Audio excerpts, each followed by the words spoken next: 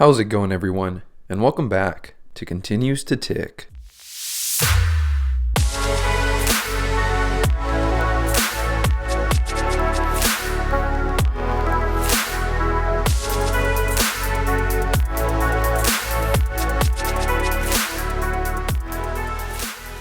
So how's everyone doing?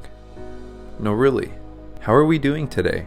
It's Monday, which it already sucks, and the markets continue to crash.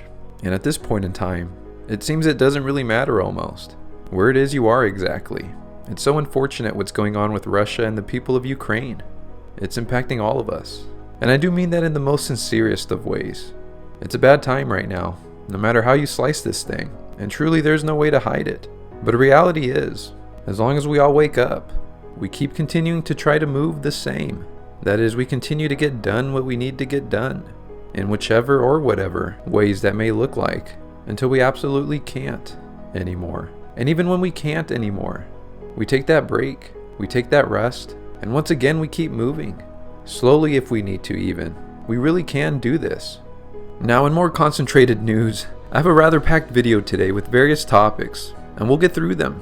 But as you saw by the title of this video, the main topic will be showing you how my dividend portfolio has been holding up so far in this 2022 market crash.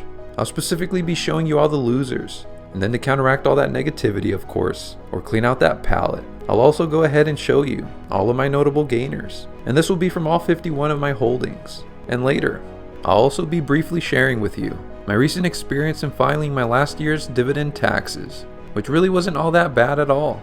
And you can actually probably do it also from the comfort of your own home, technically. At least I did, and it worked out fine so far. And now, would it really be a Continues to Tick video if we didn't mention time or life and how it passes right before our very own eyes? But for those that didn't know, this last week I was off for my first scheduled vacation. My partner, our small doggo, and I went to Joshua Tree, and you could see that in my last week's video. I love going there, but it was my first time off this year, and these are always bittersweet, let me tell you, as when they occur, or when you're away from work for an extended period of time, it's just hard to want to go back to the grind, back to the mundane money making, clock in, clock out. You gotta save this to buy that. You aren't you if you don't have that. It makes me really ponder, is this what life is really about? But then I remind myself, it kind of is. And I really don't want to live out in the cabin in the middle of nowhere, besides for a vacation actually, maybe a nice Airbnb. Then I tell myself, yeah, you choose this every day. And by that I mean working 48 to 52 weeks of the year to still have to ask for a few weeks off in that year. Well, I really don't know any other way. I really don't. My solution to break this vicious cycle is to just try to get through it as quickly and safely as I can. And that's why I invest. That's why I continue to plan my future. That's why I say I'm trying to not work a day past 50. You need to make money to live, right? You need to survive. And it only becomes more ingrained when members in a family become dependent on you, as well as your life matures. And matures it does.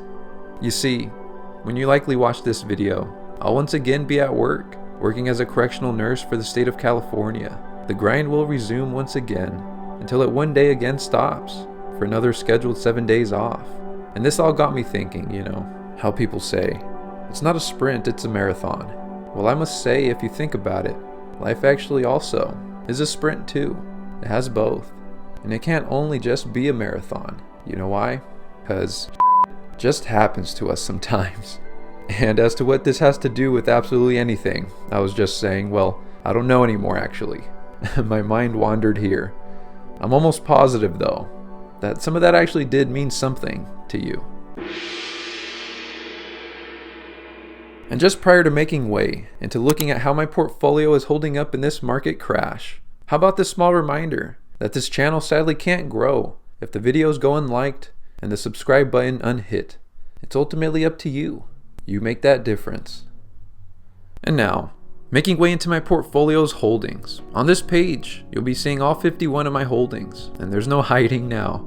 Let's see how they have held up in this 2022 market crash. We'll go section at a time, but let me start with some statistics first. As you can see, here we are with the 51 positions. Currently I have 51 in my portfolio. And there's a cost basis of $44,793.99. That's what I funneled in. And if we strip away the dividends, we have an unrealized gain of 9.57%. So not the greatest, not the worst. We are fully exposed here right now. The markets have been down, but at least we are still in the green for the portfolio, about 10%. So I really can't complain, especially considering that pretty much since the start of this 2022, every time I take 2 steps back, it's like walking up a sandhill. It's been that hard to gain traction right now. So currently we're at a total value for the portfolio of $49,082. And taking this unrealized gain here and just making way over here, we can see that we do have an earned dividends of about $1,000. So together, with the market gain and the earned dividends, we have a total portfolio gain, according to the way M1 calculates it, of 25.25%, which ultimately equates to that portfolio size of $49,000. So here we are as I try to remain transparent with you. It is not all sunshine and rainbows right now. So let's see. So for this first section here, looks like we have a loss here with American Tower Corp of $54.16, which is 4%. And we also have a loss here of Digital Realty Trust of minus 7.45% and of Medtronic of 8%. And just in this section here, if we take a look at notable gainers, of course we have Nvidia with the total gain of 56%. And then we also have ADM here with a return of 53%. And Avalon Bay Communities of 29%. And SX, another REIT, of 22.79%. So really not too bad for this section here. I'll take the gainers over the losers there any day. And just looking at the second section here, we have 2 losses. One's with JP Morgan Chase, 5.56%, about $64. And the other is from Visa, minus 7.75%, $73.67. And then just looking at this section here, our notable gainers, they come from Pfizer at 31%. Next up is Chubb at 30% gain. And then we have Aflac also at 26% gain. And then further down here, we also have Sempra Energy at 20% gain.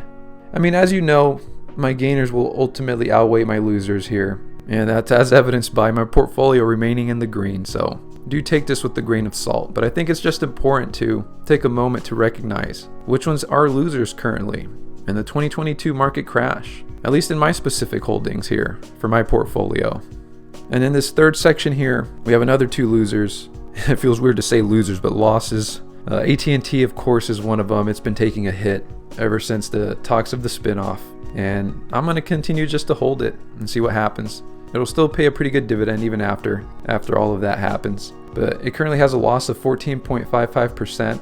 And then we also have Verizon here, minus 5% loss. And then the notable gainers in this section here, first off, we have General Dynamics Corp. Or actually, sorry. First off, we have Exxon at 74%. Oh, and then I didn't even recognize, of course, Chevron, 84%. So pretty big notable gainers here.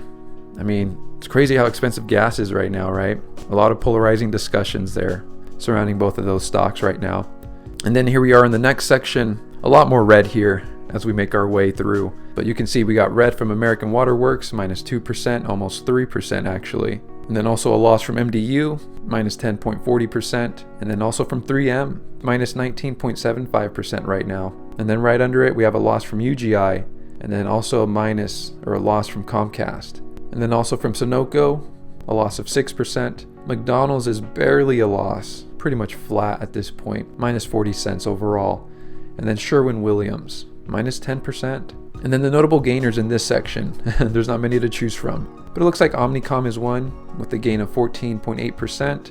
And then also Waste Management, my favorite, most boring company, of almost a 15% gain. Just cruising through, pretty much always. And then just to top it off here with the last 4, we have Oracle, Nextera, IBM, Cisco. The only loss here is from IBM, and it's barely a loss. It's relatively flat at 0.93% loss. And then we have a notable gain here from Cisco at almost 11%. Then Oracle as well, a pretty good 8% return. So now, in regards to tax time, it's always a stressful time, as no one likes it when Uncle Sam comes after your hard-earned money. But I did file my taxes about 2 weeks ago, and it wasn't all that bad. When I first started my dividend portfolio, I always wondered how would I manage my taxes once I started getting paid dividends. And although I want to stress that this isn't tax advice, I can just share with you the process of how it actually worked out for me. So in my particular case, as you know from the video, my dividend portfolio is all completely on M1 Finance and nowhere else. So during tax season, M1 Finance provided me a 1099 form with all my dividend payments for the annual year. And you can expect to receive it in about March. The last 2 years I received it no sooner than March. Just be a little patient, and you will get it. And as you can see here, if you go to your profile on M1 Finance, and then just click on the Documents tab.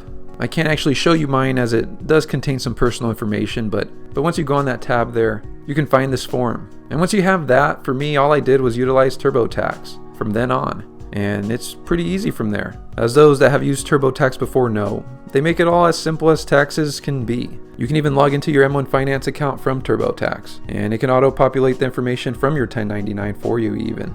And from what I've seen, this can happen likely the same for any other investing platform, such as Fidelity or TD Ameritrade, for example. And as to how were the taxes for me specifically this year, now that I continue to earn dividends, honestly, it wasn't bad actually. In total, I earned about $750 worth of dividends for the year of 2021. And I know it's not that much, at least not yet, but in completing my taxes, I still managed to get a return. And now I know a return isn't necessarily a good thing, but I think it is in terms of, having the perspective that when I first started dividend investing, I thought I'd owe a lot for my dividends from the start. That is kind of one of the cons to starting a dividend investing account is, people were saying if you start it in a taxable account, you're going to be paying a lot of taxes. And maybe that will be the case later down the road, but it's good to know at least starting out, it's really not the case. But just to put it out there for those that don't know, I do invest in a taxable account, and this is now my second year of paying taxes on my dividends.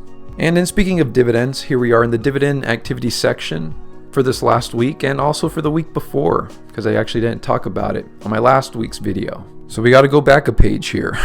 But starting on the very first dividend payout of March 1st, we got paid from Aflac, $7.46. And then continuing onwards, starting here at the very bottom, we got paid from American Water Works, $2.20. And then we also got paid $5.96 from Archer Daniels Midland. And then above that, we got paid by J.M. Smucker Company, $6.98. And then also on March 1st, we got paid by Southwest Gas Holdings, 21 cents. And then also by Visa, $1.54.